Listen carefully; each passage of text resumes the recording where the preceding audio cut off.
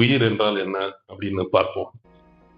இந்த கேள்விக்கு சிம்பிளான பதில் சொல்லணும்னா, உயிர் என்பது ஒரு அதிர்வுகளின் கூட்டமைப்பு. அதிர்வுகள் அதாவது வைப்ரேஷன்ஸ். உடல் என்கிற க்ளோஸ்டு சிஸ்டம்ஸ்குள்ள தொடர்ந்து எழும்பிக் கொண்டே இருக்கின்ற வைப்ரேஷன்ஸ் தான் இந்த உயிர்.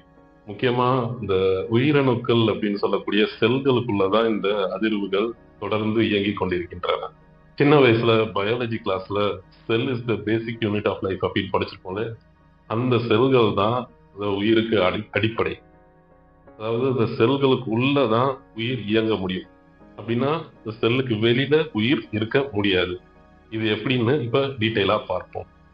முதல்ல இந்த அதிர்வுகள் எப்படி உருவாகுதுன்னு பார்க்கலாம். அதாவது இந்த பயாலஜிலேயே நம்ம அந்த ஏடிபி மாலிக்யூல்னு ஒன்று படிச்சிருப்போம், அடினோசின் ட்ரைபாஸ்பேட் அப்படின்னு சொல்லி. இந்த மாலிக்யூலை சிந்தசைஸ் பண்றதுக்கு தான் நம்ம உயிரணுக்கள்லாம் உணவை உட்கொண்டு அப்புறம் நம்ம அந்த சுவாசிக்கிற காற்றின் மூலமாக ஆக்சிஜனை எடுத்து இந்த மாலிகுலை சிந்தசைஸ் பண்ணோம் அப்படின்னு படிச்சிருக்கோம். இது பேசிக்கலா என்ன நடக்குதுன்னா, நம்ம சாப்பிட்ற உணவு நம்ம வயிற்றில் செரிமானமாகி குடல் மூலமா ரத்த நாளங்கள் மூலமா ஒவ்வொரு உயிரணுக்குள்ளேயும் போய் சென்றடையும். அதே நேரத்துல நம்ம சுவாசிக்கிற காத்துல இருந்து ஆக்சிஜன் மாலிக்யூல்ஸும் ஒவ்வொரு உயிரணுக்கும் போய் சென்றடையும். அந்த உயிரணுக்களுக்குள்ள இந்த மைட்டோகாண்ட்ரியான்னு படிச்சிருப்போம் இல்லையா, பவர் ஹவுஸ் ஆஃப் த செல். இந்த மைட்டோகாண்ட்ரியா என்ன பண்ணும்னா, நம்ம சாப்பிட்ற அந்த உணவு அப்புறம் இந்த ஆக்சிஜன் இது ரெண்டத்தையும் வச்சு இந்த உணவை உடைச்சு இந்த ஏடிபி மாலிக்யூல்ன்ற ஒன்றை உருவாக்கும்.